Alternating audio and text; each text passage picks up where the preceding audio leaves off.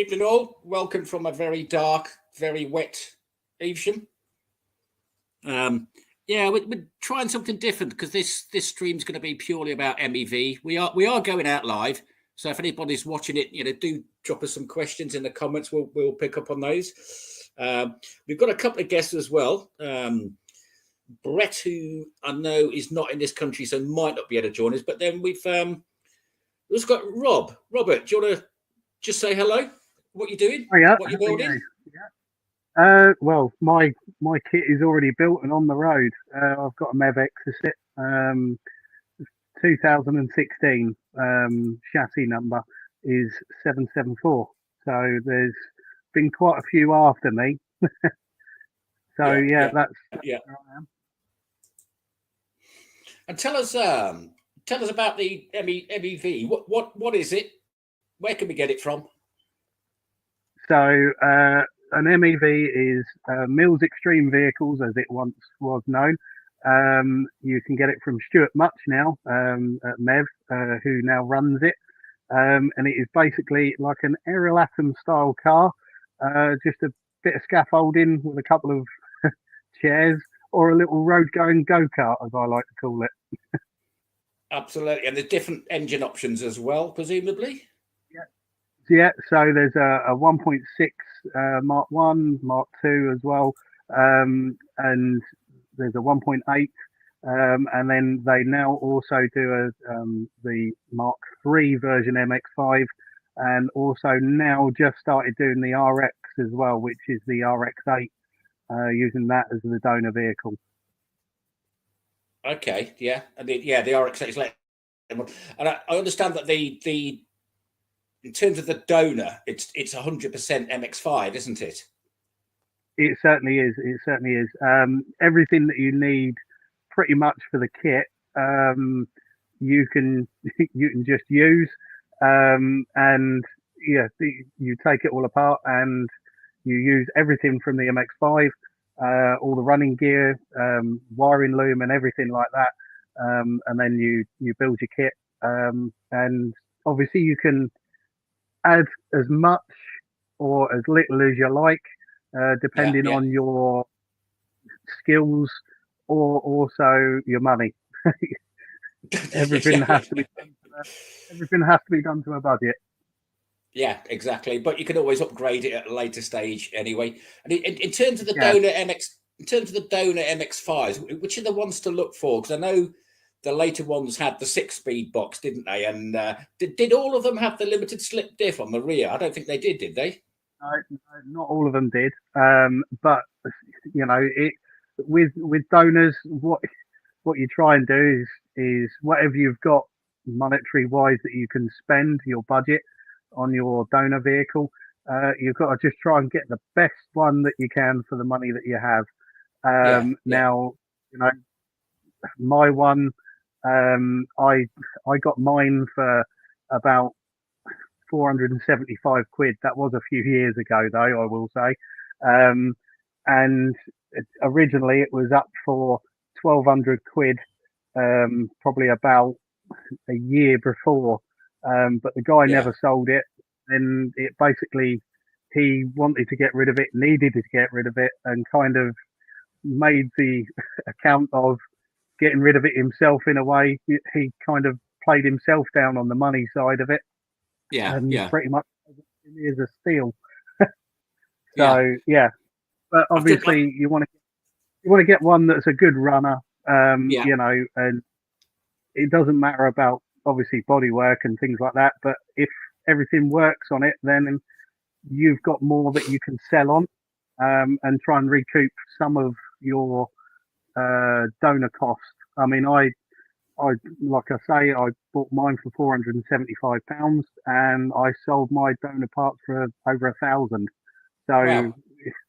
I got money on it. You made money on it. Yeah. So it's not that bad. Yeah. And it's literally just you strip the MX5 of its body, and you just retain the whole drivetrain and suspension, which is what I've got some slides. Yeah, I don't think you see the slides. The slides there, Robert. But basically, you're left with the PPF frame or the roller skate underneath, then obviously you can. That's the bit that you really need to keep. Don't chuck that away. Yeah. And then you can then refurb all of that, new bushes, or it depends on obviously what the builder's budget is. If it can go into new bearings, bushes, and everything else, that's all great. If it can't, then it can maybe wait until a later date for a rebuild. Uh, it all depends on the level of skill and also, like I say, the person's budget. Like mine was always going to be a budget build. It didn't end up like that, like most kit cars, I'm pretty sure. You end up spending a lot more money than you originally planned to. But you kind of get carried away a little. Well, not carried away, but you get into it and you just think, I'm never going to be at this point again where I can get to the engine, get to this, get to that. I might as well do it now. Exactly. And a better car for many more years. But it depends on people's circumstances. And I think you're right. I mean, some people think I'm only going to do this once, so I may as well just go for it. But I know people like Brett. He's built, I think, about two of them. Sold one on, still got one. But some people this is it. I'm going to go for it. And then I wouldn't say you spend a fortune on it, but you do your best to what your pocket can afford, really. Yeah. Exactly. I mean, originally, mine was going to be about £6,000 to £7,000. But I reckon, including the IVA, I reckon I've probably spent easily in the range of about 13-ish. Yeah. That's still remarkably cheap. That's still remarkably cheap for a car with that performance on the road, though. It is. I mean, mine's standard, so it's not supercharged or anything, although that's future plans, perhaps, or what maybe. But I look on it as although I've spent that money and it seems a lot of money, it was over a period of quite a few years, and also I don't see it as that. It's just awesome fun.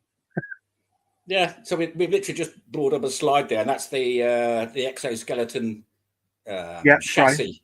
That then goes over the top of the MX-5. What's left of the MX-5. I was marking the floor out for that. Trying to be careful. Okay.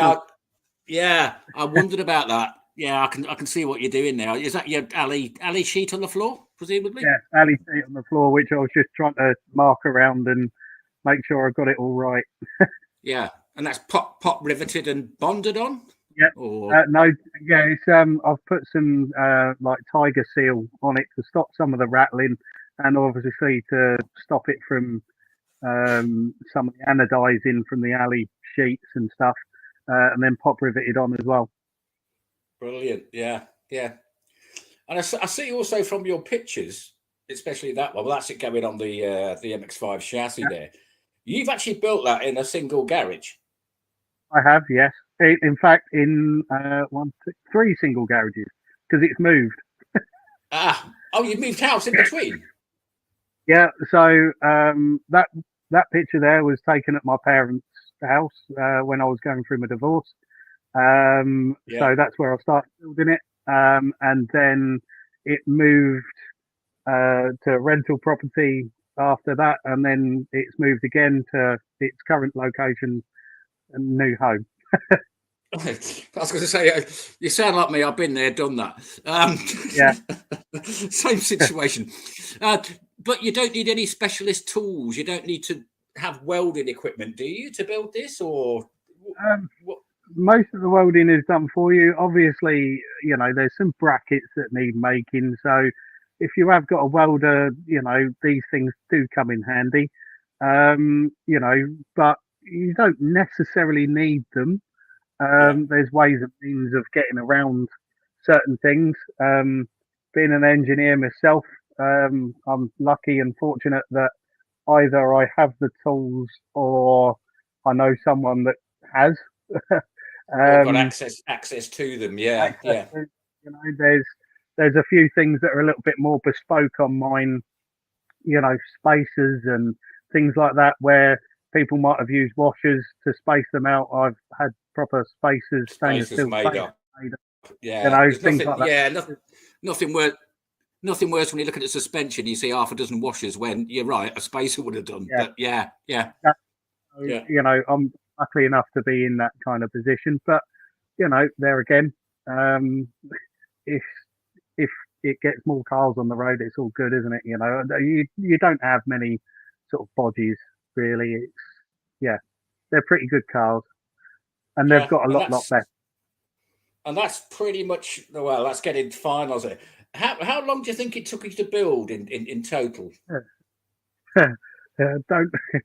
If you ask my friend, way too long. Because I was going through a divorce, I picked the kit up in 2016, and it went through in 2021, I think it was. IVA, obviously, yeah. But obviously, bearing in mind in that, with the with all of that, I've moved twice, including that, and also got into a relationship, got married, and we went through the pandemic and had to wait for the IVA as well. Yeah. And we had a backlog, so there was a lot of time in there. But when you get into a new home, then the home starts taking the money, not the car.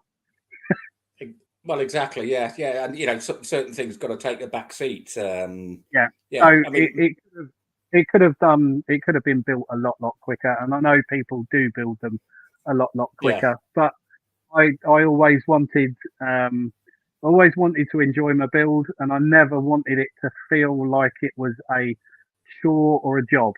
If I didn't want to put that stress on myself where I have to have this deadline, because I just wanted to take care in building it, which is why it took so long. But to be honest, I'm really glad that I did. I'm really happy with my car. It's been magazine featured as well. It's been on the MEV stand at Stoneleigh for the last. Okay. Stone was there as a customer car, along with Gareth James as well, Morgan. Yes, Gareth James. Yeah. So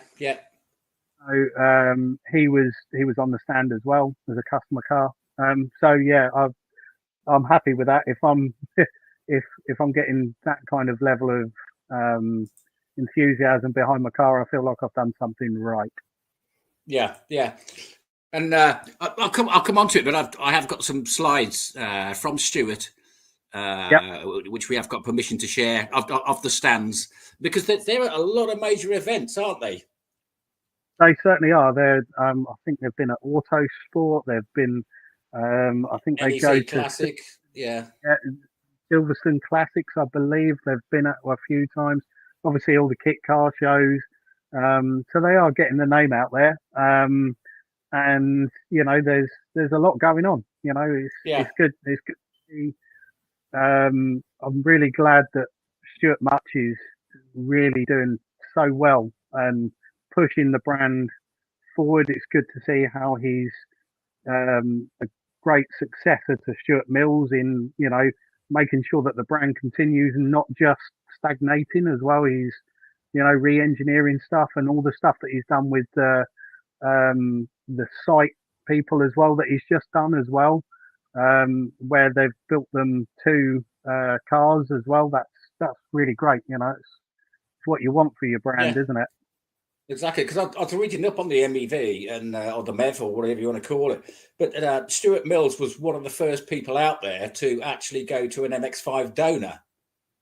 Mm-hmm. Yeah, he was. Yeah, because obviously all the Ford, the original stuff was all Ford, wasn't it? Ford Sierra, what have you? Yeah, Fortina, and and all of that is really drying up.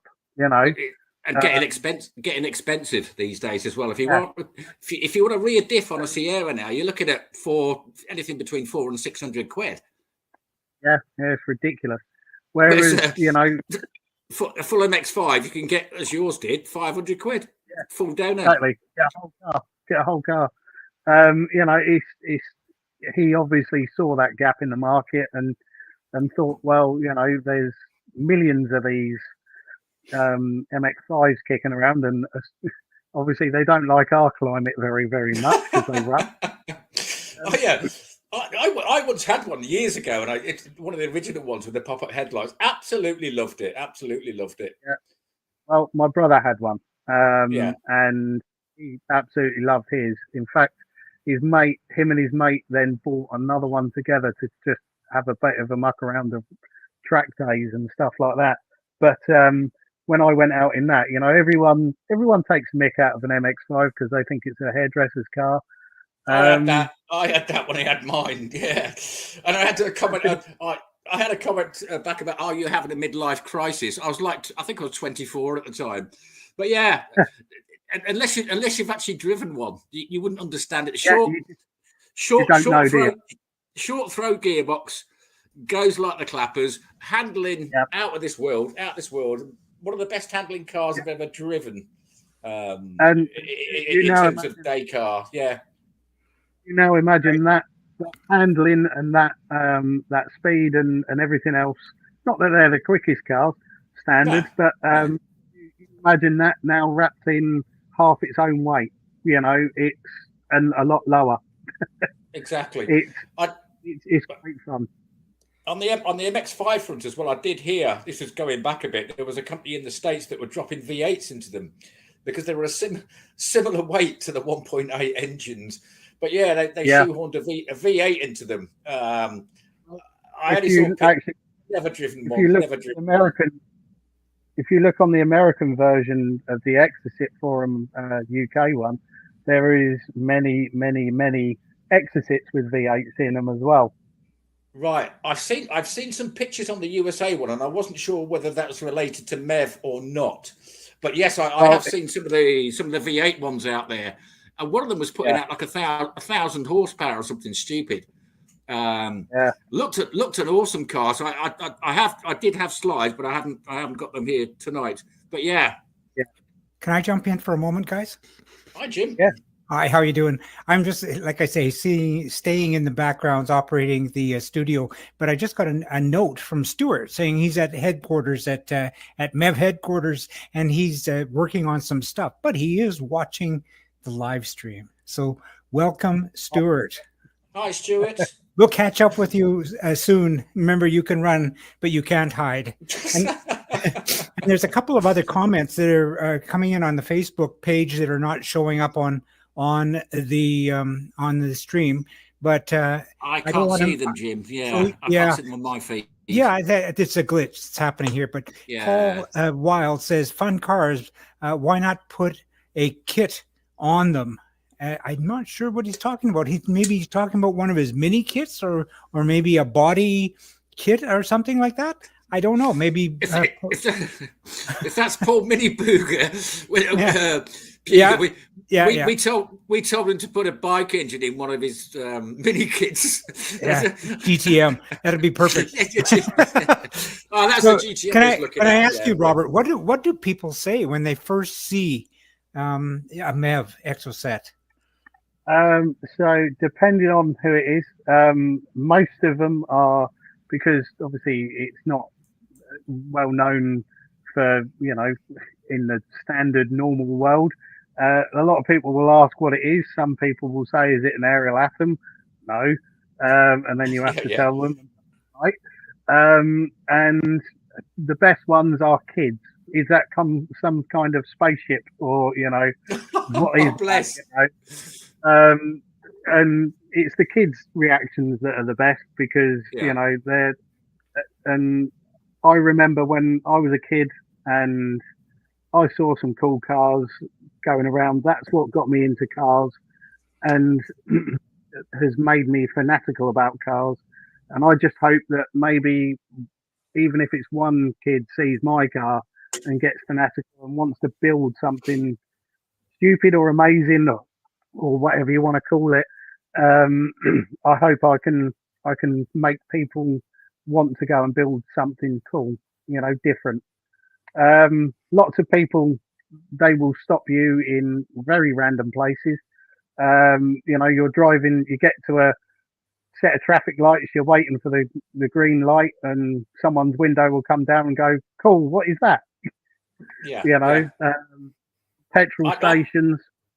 Yeah, definitely petrol station. I mean, I've not got an MEV. I've got a MK Indy, but when I fill up with fuel, you know, I take my helmet off because we've got the fly screen like yours has. Yeah, They would just come over to you and, what is it? And so you yeah, spend about 20 minutes, half an hour, and you're nipped out to fill up your tank. But yeah, exactly. you're absolutely right. As long as we're engaging people's interest in kit cars, and especially the younger people, we need more younger people Yeah, coming through. most Um, definitely. I mean, yeah, I went to one of the local stores to pick up some. Well, I say I got asked by the wife to go and pick up some milk and some odds and sods from the local store, and I said, "Yeah, okay, it's sunny. I'm taking the kit car." So um, so off I went, and when I got back, she said, "Where did you go? You know, did you go to London or something?" I got stopped in the car park because there was a family and a couple of kids were looking at the car, and I let them sit in it and, you know, rev it a bit, you know, and things like that, as you do, you know, because that's what you do, isn't it? exactly, and that would have made those kids' days. You know what I mean? Exactly. And got And them that's thinking all about, about you know, different kinds of cars. You know, if you look at some of the car, you know, the cars that are, well, don't get me started on electric. But it. yeah, look at all the cars that are coming out at the minute. They all look the same. Yeah, they do. They look completely the same. And, you know, that's another reason what sort of drew me to MEV as well, because they're so different to anything. You know, originally when I was looking at kit cars many years ago, I was going to build a seven, like them, but Yeah. I felt that there was just loads of them, and I felt that I wanted something slightly different. And MEV just hit that on the head. You know, it is completely different. Yeah, It's we're just putting up some slides now of the MEV stands at various exhibitions, and if you ever at an exhibition, go and have a look at the MEV stand, because the stand is just absolutely brilliant. yeah, yeah, it is really good. Always a great stand. Always a great stand. And both Stuart and Silva are, you know, they'll give their time freely, talk to you, you know, and give you all the information that you need. Um, Yeah, you couldn't want for people to go and talk to, and if you're struggling with colours, struggling with whether you should do it or not, they'll definitely convince you that you should. yes, exactly. And there's obviously a forum as well, the MEV Builders site, which you mentioned before, which you can always ask for Yep. great advice, and people will, you know, offer help and They'll advice. jump on it. Even parts, you know, if you're Yep. struggling to get parts or whatever. Yeah. Yeah, yeah. People will help out no end. You know, we've had builders that will put up that they're struggling with, you know, whatever it may be, and another person will say, "Well, you're quite close to me. I'll come see you." Yeah. You know, Yeah. I'll come see you. You can. I'll show you how I did it, or I'll bring my stuff and I'll show you how it's done.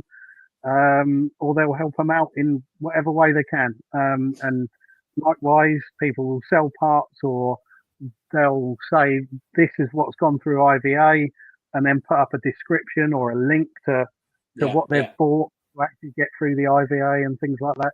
It's a really helpful forum to be part of. Exactly. Even for Yeah. me, even though I've still, you know, I've got through the IVA and I'm road legal, but still there's questions that I have, and you know I will have for a lot of time, and there's a lot of people that have got a lot more experience. Yeah, exactly. And this is what I found on a. I mean, I'm on a lot of kit car forums, you know, including MEV, even though I don't have an MEV. But there's a lot of helpful advice out there, and people are really willing to give you really good advice. And you know, it's coming from someone who's built one. just you know, the whole help in the kit car community sites are out there that you can draw on is just absolutely brilliant for me. If I've got a problem, post it up and I'll get an answer on some of the sites within 2 minutes. It's just brilliant. And also you'll get many answers. You'll get different ways of doing it. You know, you won't just get everyone the same way. There'll be a million different ways that people have got around that problem. You know, and there's a wealth of knowledge, and these forums, they don't get you know, they don't get the well dones, and the people in these forums don't get the well dones that they actually deserve, really, because they're the ones that keep the forum alive, you know, and to keep the brand alive as well, you know, which is what we're all here for. You know, you want to help people get their cars on the road. When I first started building mine, there was no UK group on Facebook or anything like that. There was a MEV owners group online, but obviously that only helps when people are online, whereas Facebook get notifications instant. So I was talking to another guy that had built a race car, and I sort of said, look, we need something like the US version, but in UK. And he said, well, I'll set something up and we'll be admins. So there's actually 3 admins on the UK site, which I'm one of.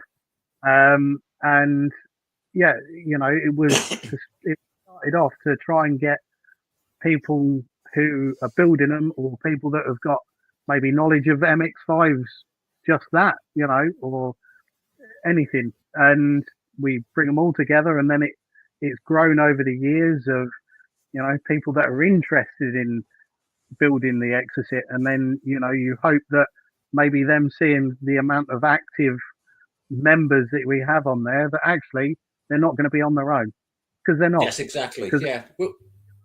Like today, there was someone asking. Sorry. I was going to say, we'll definitely put up a link up to the MEV Builders Facebook page. Yeah.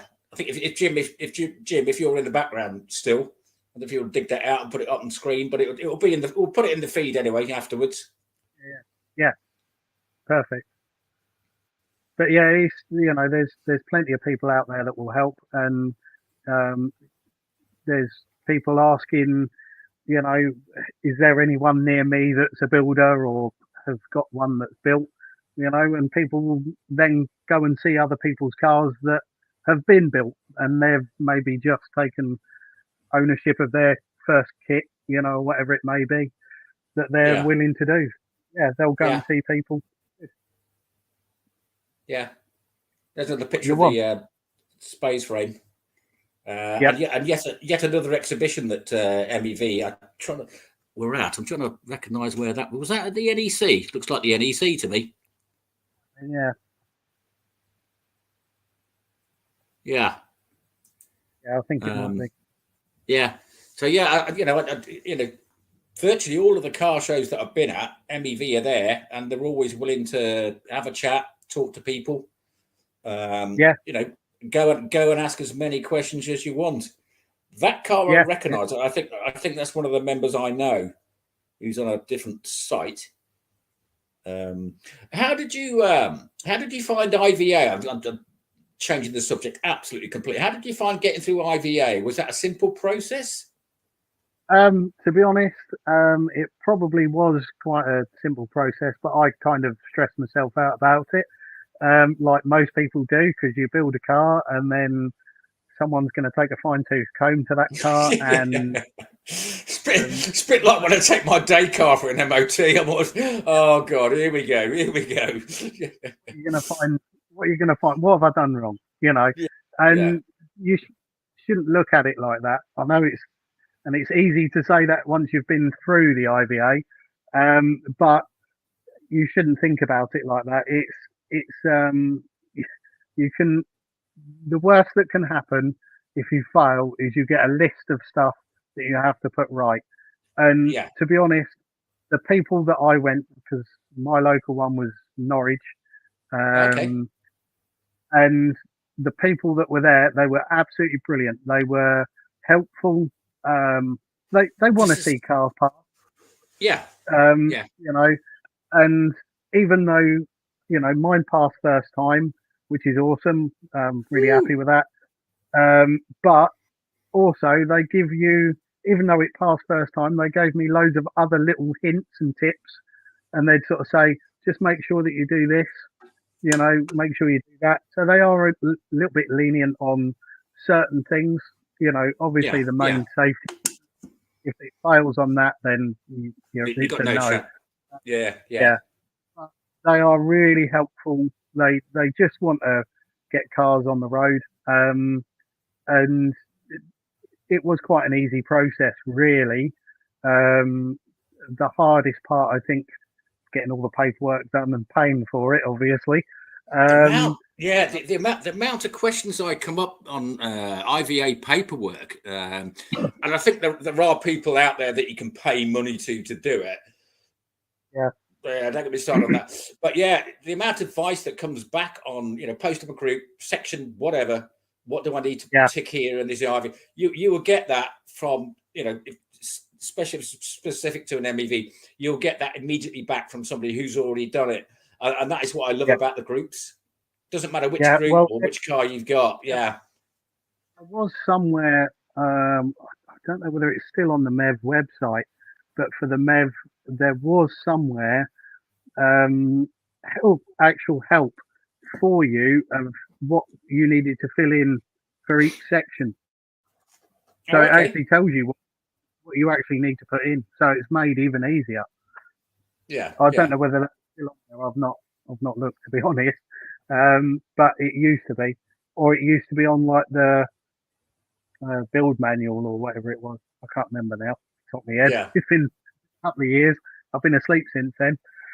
Because the MEV's actually got a build manual as well, hasn't it? It has. It has got a build manual. I don't know about the Mark III. I don't know whether they've done one for that yet. Not having a Mark III, I wouldn't know. Best person that could answer that would be Stuart Mills. Sorry, Yeah. yes. Yeah. Yeah. Sorry. Yeah. But I know for the Mark One version and my version as well. Mine's like a 1.5, if you like. It was the it was between the Mark One and the new Mark Two sort of coming out, if you like, my chassis. Yeah. Yeah. But yeah, it was quite helpful. It had uh, it had not all the information, but it had what the worst bits, what you needed to know, if you like, Exactly. because Yeah. Yeah. the other bits were so self-explanatory. You didn't need it. You know, you don't Yeah. really need someone telling where you need to put a seat or something like that, or the handbrake goes or whatever. Well, yeah, as long as they're facing forward. I mean, it's a bit Yeah, obvious, exactly. really, but yeah. We're coming on to, we just put up now slides of Brett Wild's car. Or say car, Yeah, he's had several. But I know the yeah, black one, I think his black one was a 2015, I think it was. MEV Exo, right, 230 horsepower, 1.8 right. 16 valve. Because it's actually supercharged, which I think I've included pictures of his engine bay. It's the black one, yeah. Must sound absolutely awesome. Absolutely awesome. That's one thing I'd like to do is supercharge mine. That's Yeah. that's probably how I'd like to go. Mainly I think because I don't there we go. really. That's the shot for me. Yeah, It fits really easy. And I think what have you done about the rear diff as well? You're running limited slip, yeah? yeah. That came with the. Fortunately, that came with the car. That came with the car. The later MX5s are the one to go for because not all of them had the limited slip diff. I think Brett's running a torsion LSD. I think he told me. Yeah, it's a nice car. Yeah, yeah. And it's not the first. It's not the first one he's owned or built either. Yeah, he's built several. So yeah. Yeah, he's done a good job on that. It looks really nice. I've seen that quite a few times. The few pics that I've seen of it, and it does look like a very good build. And that's another good thing as well. It's with these kits, it's a very good. You can get a very good build quality from them. They've improved so much from when they first started. There's a lot of niggles and things like that that have been ironed out. And it just, I think maybe I'm just biased, but I'll park it up and I always look back at it and think how good it looks. I always like looking back. That's the old saying. If you park it up in a car park and walk away, if you don't look back at your car, you bought the wrong car. Definitely. Yeah. The other thing I will mention, and not many people do, is the price. Because 500 quid, you got your single donor. You don't have to refurbish a lot of it, but no, for the price, it's got to be one. Don't get me wrong. I am going to say it's one of the cheapest cars you can get on the road, but I don't mean cheap as in performance and quality, but it is one of the cheaper kit cars out there. Because I've had discussions on several sites about how do we interest younger people getting into a kit car or whatever. And when you look at some of the sums, say you're, I don't know, 18, 19, 20, 24, whatever, and you want to get into kit cars, some of them, you've got to stump up like 20, 30K or 50, yeah. 50. Do you know what I mean? 15K. And we always think, well, younger people haven't got that. So they're never going to get into kit car ownership. No, not at all. Bit like getting on the housing market, really. Do you know what I mean? Exactly. But yeah, exactly. I mean, gone are the days of the Robin Hood, the 2B and whatever you want to call it. That you could knock up one for $2.5 grand. And okay, that's going back a bit. But I think what the MEV, this is an affordable car with serious performance that you can get on the road with not a lot of money.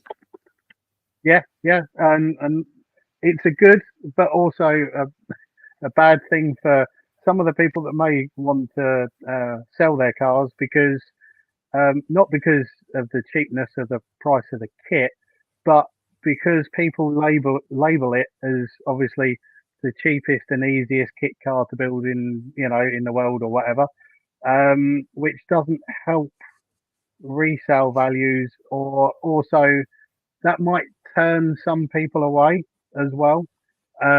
Yes, you want to say it's easy to build, but also it's not cheap, as in and I'm not saying on a monetary term here. It's not cheap as the quality of the cars or the components that are used or anything like that. It's a lovely kit car. Yes, it's cheap for a kit car, but also it's not like you're buying something that's knockoff. Exactly. It hasn't got exactly.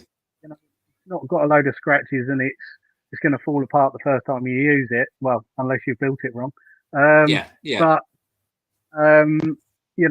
they are wonderful cars, and they don't get the actual accolation that they deserve. Really, I love mine, and I will never part my car ever. Yeah, and who's they're getting some serious performances in track days and race series as well. Who's the guy? Is it John? Somebody or other. I was messaging the other night. He's racing them in the John Murphy. That's the guy. Lovely bloke. Always helpful and giving advice. But he's actually running one of these in some of the. He's also got a lot of Cup 200 cars as well. Runs his own race team. But yeah, he's actually running a MEV in some of the races, and it's doing absolutely brilliant. So I know we're talking about cost or whatever, but it is a serious performance car. It's up there with the big boys, if that makes sense. They do. Some of the race boys do have some serious brake horsepower coming out of theirs. Obviously, they are denoted by their, their levels of what they're allowed to put out, I suppose, in their series. But I know that there are some Exocets out there with some real serious power, which are quite mental. I'm pretty sure that there's a few out there with 300, 400 plus, I think, out there. I know that there is one that's completely bonkers. And last time I heard of that one, it was running 500 brake, I think, or something. Oh stupid. my god! But this comes back to the this whole price thing. But to run 500 horsepower, you've got to have a serious chassis, a serious chassis design behind you, and clearly MEV has got that to handle that power. Exactly, and obviously it's been well designed and well put together. I think with the Mark III version that they've now got, I've not actually seen the RX version yet, but I've not been to a show yet where that's been. But definitely the Mark III, you can see that the level of quality has gone up a notch even more, which is good to see. So yeah, it's interesting times, I would say, for MEV and also owners, and potential owners in hopefully the future. Absolutely. Yeah, as I say, I must admit, I've seen them at all the shows I've been to. And please, guys, everyone watching this, go and support the shows. NEC, Stone. Well, it's not Stonely now. It's Malvern, isn't it? Yeah, and Newark. Yep. Go and support the shows. Otherwise, you'll lose them. But I also find that when you're at the shows, go and speak to the people on the stand, and you'll learn more about the cars and stuff that's coming up behind you, or stuff they've got in development, I should say. Yeah, definitely, and also it's good when you go to a show, go to the owners groups. The stands outside where all the owners are standing. Probably getting drunk. But that's all good. I know I was at Kitfest. Oh my god! Well, and Malvern, no, I wasn't. I went for the day. Yeah. That was where I first, when I first went to Stoneleigh quite a few years ago and had a look at the MEV. I then went and had a word with some of the owners, and great bunch of guys. Completely nuts, a lot of them, but you've got to be able to. And no, they're all awesome people who, there again, I remember signing when I actually signed for my kit at Stoneleigh in 2016. There was a guy called Steve who I've been speaking to for quite a number of years and saying, I want to build one, hopefully next year.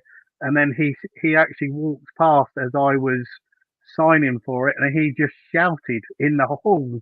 He was like, "Yes, you've done it at last." So that's the kind of enthusiasm you get with our group. It's great, and that's what you want. You want people behind you that want to see you succeed, and that's all any of us want, really, is you want to see people succeed and build really cool, amazing stuff, Just because someone has whatever on their car before doesn't mean that it's a bad idea.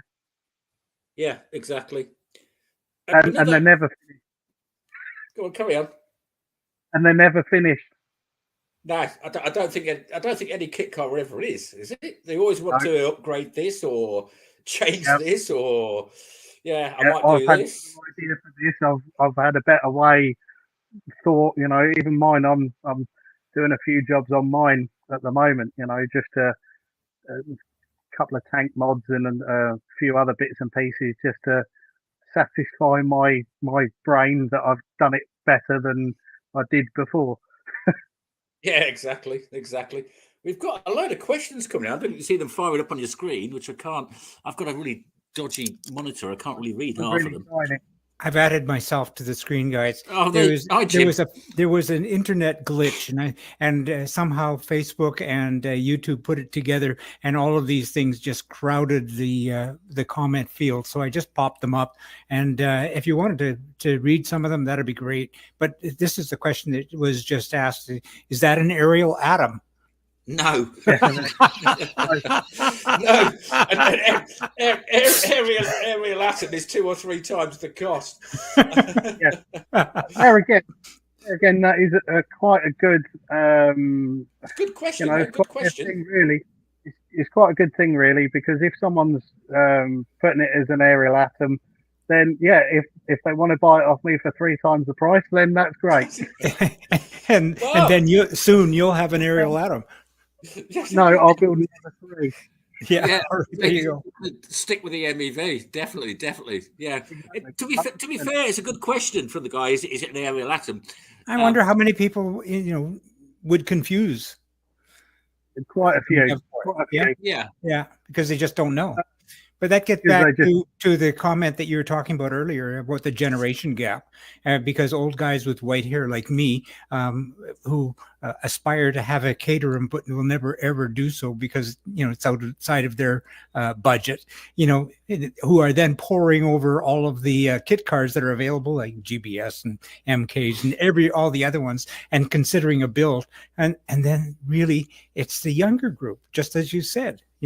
Because they can relate to it, because not only is it not a classic 7S car, it's different.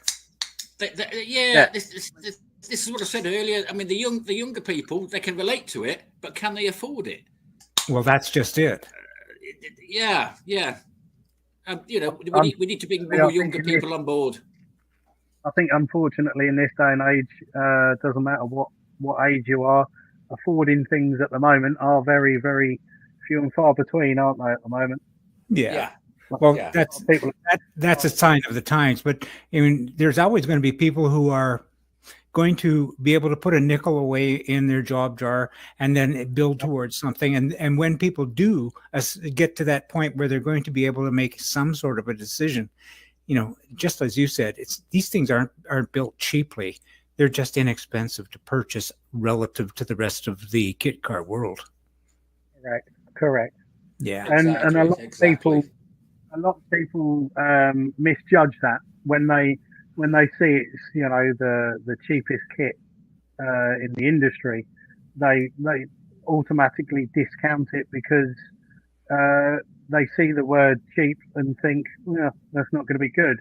But I'll tell you what, it's a really good car, and it has a great following, that he's getting bigger, and he's being developed even more so with Stuart Much and Silv behind the helm. And it's really, really good to see. I'm always waiting to see what they're going to develop next, and what the next step is for the Exocet and MEV. And Adrian Joseph adds that the MEV Exocet is based on the Mazda MX-5, either Mark 1, Mark 2, and the Mark 3 and the RX-8. So I guess that covers all the technical info that a lot of people might be asking. Yep. Well, I'm going to take myself out of the picture. Again, I only jump back in just to let everybody know about the technical glitch. Everybody's been throwing comments up, and there's just been no way to field them. So, thank you, Robert. I've just dropped out to my Facebook, and there's loads and loads of messages come in, which I missed the first time. I've literally just put actually it's come from 7 Spot Media for some reason. That's a link to the MEV Builders Facebook page if anybody's interested. So yeah, I did say I was going to add that. So what events have you got planned up then? What events you plan to go to? Well, I'd like, if I could, to get to Malvern. I'd like to try. You're Norfolk way, aren't you? Norfolk? Yeah, yeah. So it's a long trek for me. Yeah. Anywhere really. We're like the forgotten this way. No one seems to have any shows this way. Apart from we have like Jap Fest or something like that. Yeah. At the North Showground, which I might end up going to. Obviously, being a part Japanese car underneath. But, Very true. Very true. I'm sure they'll be interested. yeah. There's also obviously Kit Fest, which if I can make it with mods and everything else and normal life. But I've got a really great group of guys here. I've got a local group. We meet up. They meet up every Saturday.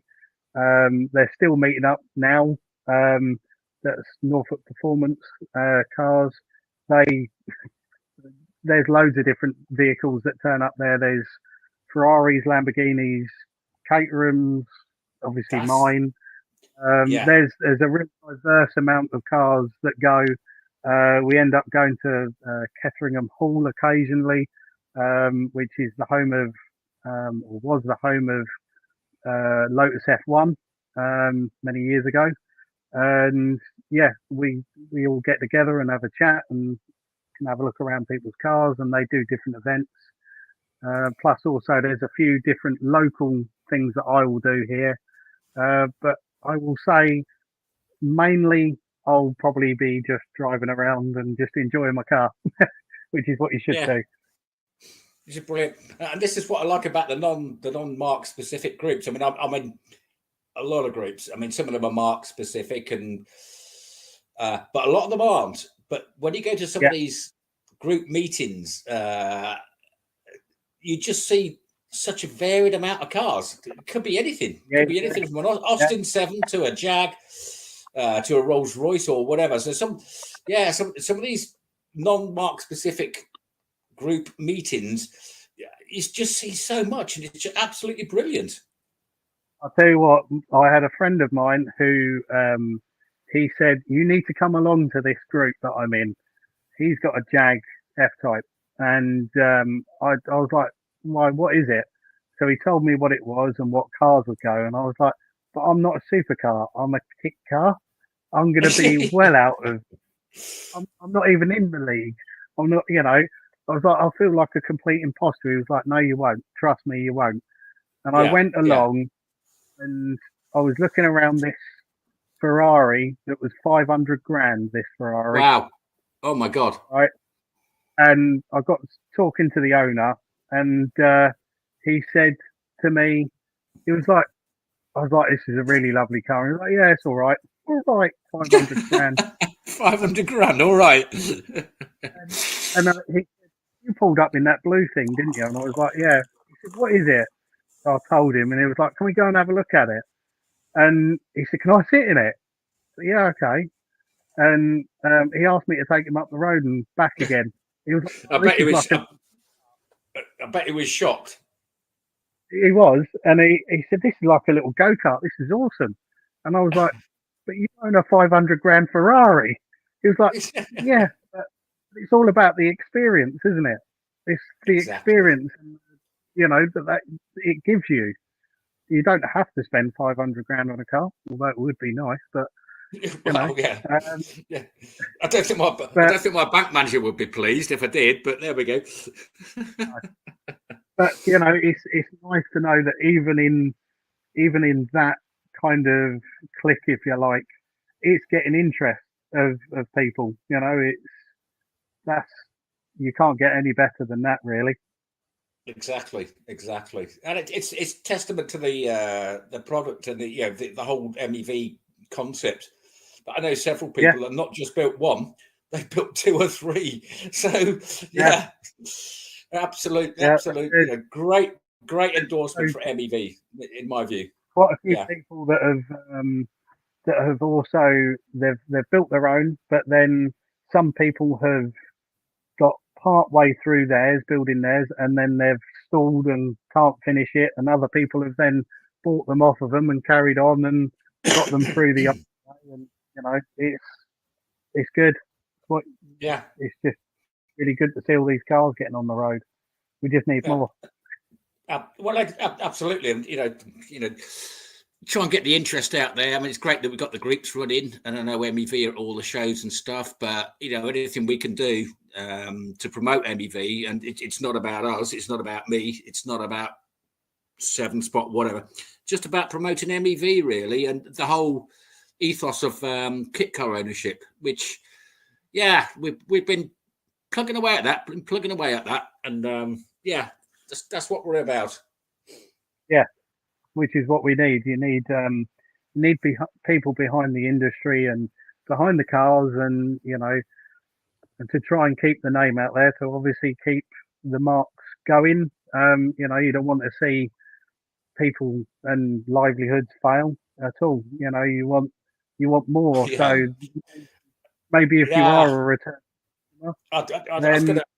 I was going to giggle a little bit because I'm obviously quite old, but I remember back in the day, you'd see kit car manufacturers pop up, offer a car for sale, but then they go into liquidation or just disappear. Obviously, sometimes within a few months. But the kit car industry now, these days, the quality has absolutely gone through the roof. It's absolutely brilliant. You're getting a far better quality car than ever before, and they are steady manufacturers. Yeah, which is really good. And I'm not that old that I've seen certain manufacturers, but I remember like some of the Locost 7s that were about, and which is where I started my journey of kit car love. Some of them did look a little bit agricultural, but that was due to the fact that you have got that level of cost, isn't it? It's what someone could afford. But obviously with MEV, they offer that level of cost, budget low, but actual good standards of actual fabrication and things like that. That's what you really want. And hopefully people will see that, especially if they go and see them at the shows, and if you can get a passenger ride in one, if you go to Kerbra, their MEV run a Kerbra thing every year normally. I don't know whether they are this year, to be honest.